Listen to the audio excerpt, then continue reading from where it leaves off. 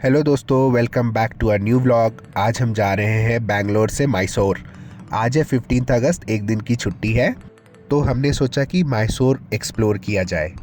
बैंगलोर से मैसूर की दूरी अप्रॉक्सीमेटली 150 किलोमीटर्स है, डिपेंडिंग कि आप बैंगलोर से कहाँ से जा रहे हैं। और जो ट्रैवल टाइम है वो 2.5 आवर्स का अप्रॉक्सीमेटली होता है।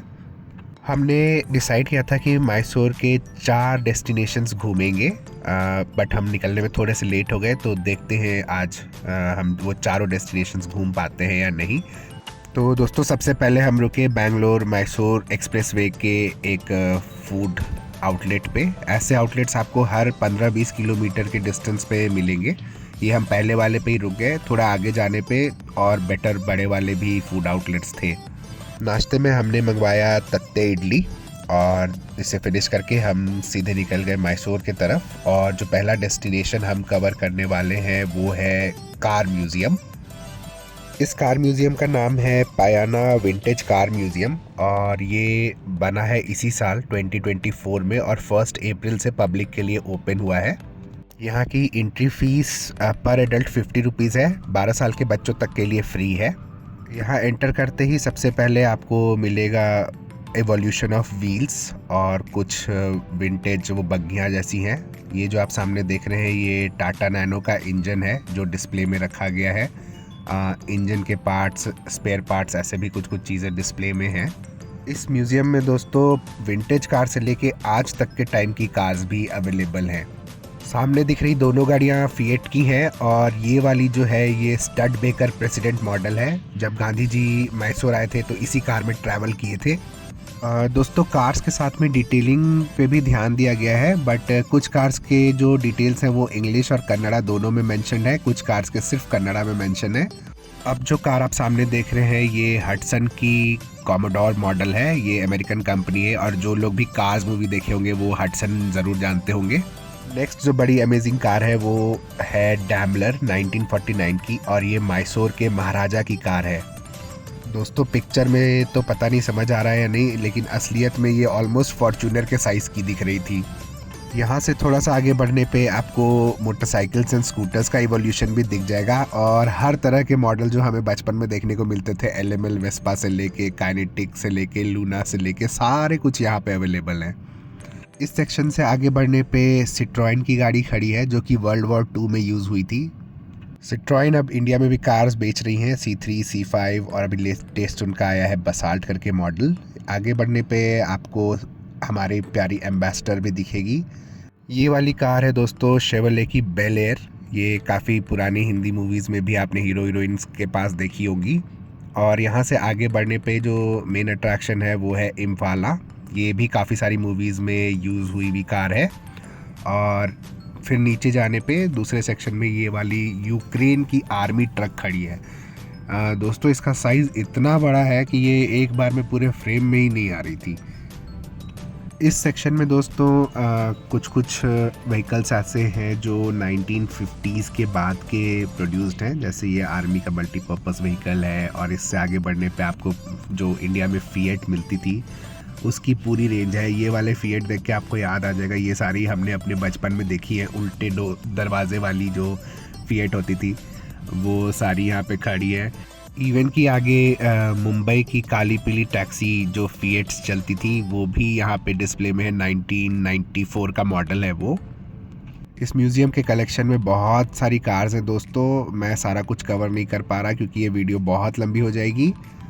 बट आपको बता दूँ कार्स जैसे कि एम्बेसडर, कॉन्टेसा, सिएलो, लैंसर, ये सारे तक यहाँ पे अवेलेबल हैं।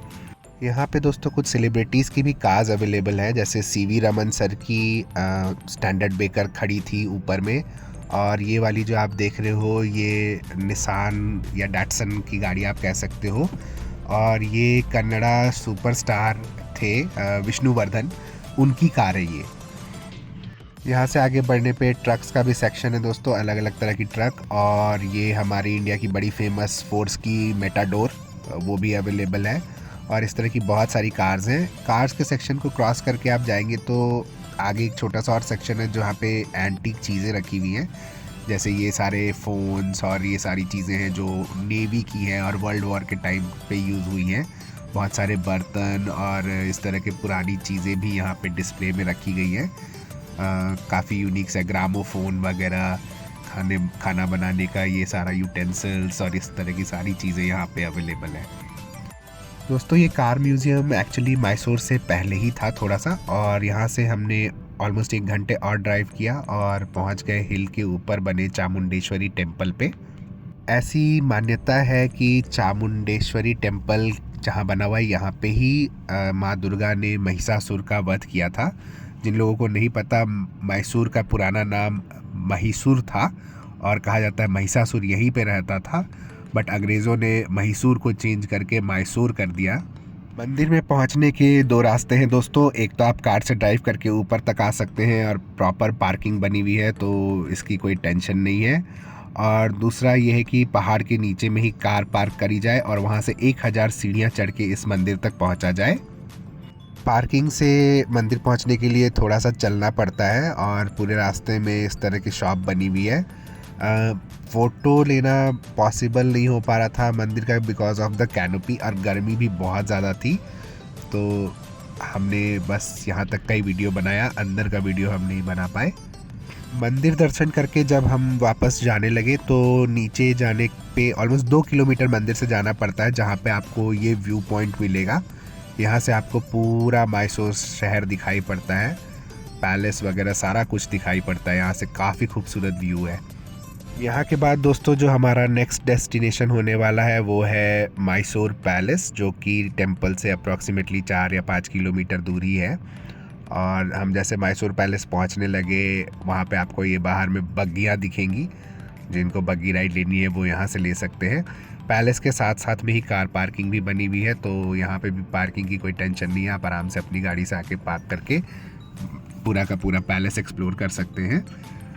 पैलेस कॉम्प्लेक्स के अंदर जाने के लिए मल्टीपल एंट्री गेट्स हैं, तो हम इस वाले से एंटर कर रहे हैं जो आप सामने देख सकते हैं। यहीं पे साथ में टिकट काउंटर है और एंटर करते ही पैलेस प्रीमाइस के अंदर भी आपको 7 या 8 डिफरेंट टेम्पल्स दिखाई पड़ेंगे। और वो ये वाला जो है ये मेन पैलेस है जिसके अंदर हम घूमने जा सकते हैं। तो दोस्तों आपको बता दूं, अंदर चप्पल पहन के जाना अलाउड नहीं है, तो आपको अपने फुटवेयर्स बाहर रखने पड़ते हैं और टिकट यहाँ पे शो करना पड़ता है एंट्री के टाइम पे।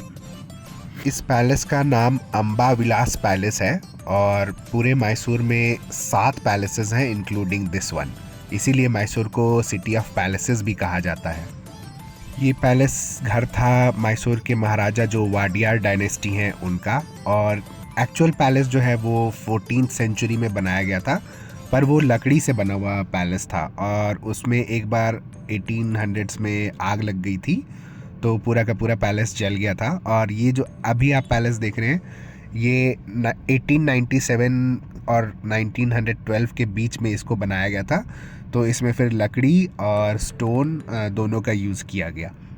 करंट स्ट्रक्चर जिसको कि न्यू फोर्ट कहा जाता है, इसको डिज़ाइन करा था एक अंग्रेज़ ने जिनका नाम था हेनरी इरविन।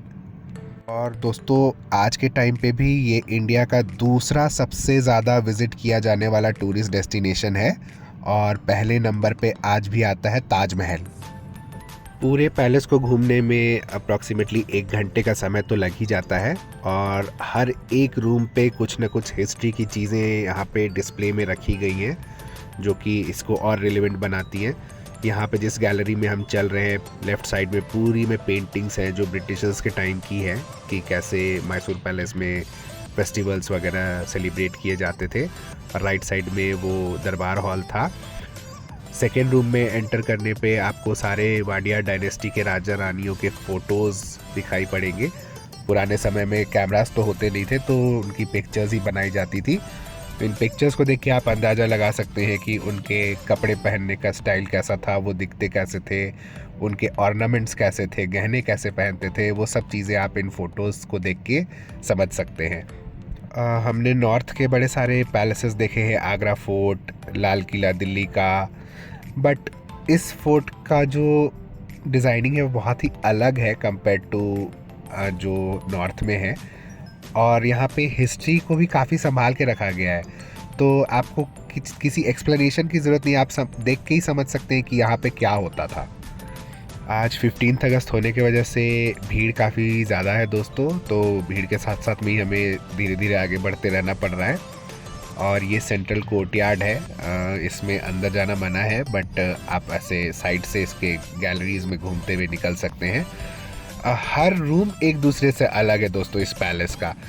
किसी में आप एंटर करो तो कुछ डिज़ाइन है, किसी दूसरे में एंटर करते ही बिल्कुल अचानक से डिज़ाइन चेंज हो जाता है।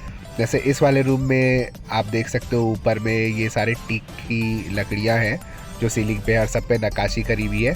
चांदी के चेयर्स रखे हुए हैं डिस्प्ले में। और जब आप दरवाजे के ऊपर भी देखोगे तो एक साइड सरस्वती जी हैं जो कि पूरी कार्व्ड हैं लकड़ी में, और दूसरे साइड पे गणपति बप्पा हैं। ग्राउंड फ्लोर पे जो कमरे हैं उनके दरवाज़ों का डिज़ाइन डिफरेंट है, और जब हम लोग फर्स्ट फ्लोर पे जाएंगे तो वहाँ पे जो दरवाजे हैं उनका डिज़ाइन डिफरेंट है। यहाँ पे सारे टीक का यूज़ किया हुआ है और काफ्ट किया हुआ है। ऊपर वाले में वो पेंटिंग के जैसा दिखता है। ये वाला जो गैलरी आप देख रहे हो दोस्तों, ये फर्स्ट फ्लोर है। ये मेन इनका बाहर का दरबार हॉल टाइप का स्ट्रक्चर बना हुआ है, और आगे बढ़ने पे आपको गैलरी जैसी दिखेगी जहाँ पे सारे जो जनता है वो आके बैठती थी। और ये जो साइड में आप देख रहे हो, ये वीआईपीज़ या जो गेस्ट आते थे उनके बैठने की जगह है। ये सामने वाला जो पोर्शन है, यहाँ नॉर्मल जनता आके बैठती थी। और इस दरबार हॉल में भी आप देखो, ऊपर तक छत तक जो पेंटिंग्स हैं उसमें भी बहुत अमेजिंग डिस्क्रिप्शंस दी हुई हैं। बड़े सारे भगवान जी की फ़ोटोज़ और ये सारी बनी हुई हैं, मतलब डिफरेंट तरह के शिव पार्वती, राम सीता, हर तरह के भगवान जी का डिस्क्रिप्शन। इवन की नेचर का भी काफ़ी अच्छा डिस्क्रिप्शन सीलिंग पे बना हुआ है। कहीं कहीं पे तारे बने हुए हैं दोस्तों, और तारों को देखने से लग रहा है जैसे वो रिफ्लेक्शन से शाइन कर रहे हैं बिल्कुल। अगर डिटेलिंग को थोड़े ध्यान से देखा जाए तो आप देख सकते हैं हिंदू गॉडेस हैं। किन्हीं की फ़ोटो है, अब ये मुझे समझ नहीं आ रहा किन की है, जो कि मगरमच्छ पे बैठे हुए हैं। नीचे से दोनों साइड से मोर बने हुए हैं। ये छोटे छोटे एंजल्स हैं, आई थिंक गंधर्वा बोलते हैं इनको, जो जिसका डिस्क्रिप्शन यहाँ पे दिख रहा है। और पूरे में नक्काशी आप देख ही सकते हैं कैसी अमेजिंग की है। सीलिंग पे कैसे करा होगा इन्होंने, सोचने वाली बात तो यही है कि उल्टे खड़े होके पेंटिंग बनाना कितना डिफ़िकल्ट काम होगा। हर कमरे का विजुअल अलग है। जैसे इस वाले पूरे हॉल को आप देख सकते हो, ब्लू ग्रीनिश शेड में दिख रहा है। नेक्स्ट हॉल में एंटर करते ही पूरा का पूरा नज़ारा बदल के एकदम से गोल्डन येलो में चेंज हो जाता है। सिर्फ एक दरवाज़ा क्रॉस करने की देरी होती है और विजुअल बिल्कुल ही डिफरेंट हो जाते हैं। इसी वाले फ्लोर पे दोस्तों आप देखो, मैं यहाँ पे आपको डोर दिखाता हूँ। नीचे में पूरी इनग्रेविंग वाली दरवाजे थे, यहाँ पे देखो आप, ये कैसा दिख रहा है, बिल्कुल लग रहा है जैसे कि पेंट किया हुआ है और उसके ऊपर से पॉलिश है जो डोर्स की डिज़ाइन है उस पे। ये भी एक दरबार हॉल है, यहाँ पे फ़ोटो उस भी लगे हुए हैं, राजा रानी इन सब की। वापस नीचे आके जब आप बाहर के साइड निकलने लगते हैं दोस्तों, तो यहाँ पे ऑर्नामेंट्स डिस्प्लेड हैं जो कि हाथियों को पहनाया जाता था उसकी। और फिर दोस्तों हम यहाँ से निकले, शाम हो गई थी, तो पहले हमने कुछ खाया, ऑलमोस्ट 4 साढ़े 4 बज गए थे। और उसके बाद हम फिर अपने घर के लिए निकल पड़े। सेम बैंगलोर मैसूर एक्सप्रेसवे होते हुए हम अप्रॉक्सीमेटली 2.5-3 घंटे के अंदर अंदर अपने घर पहुंच गए। तो ये पूरा ट्रिप आपको कैसा लगा दोस्तों, अपने कमेंट्स और लाइक करके हमें ज़रूर बताइए। Bye bye.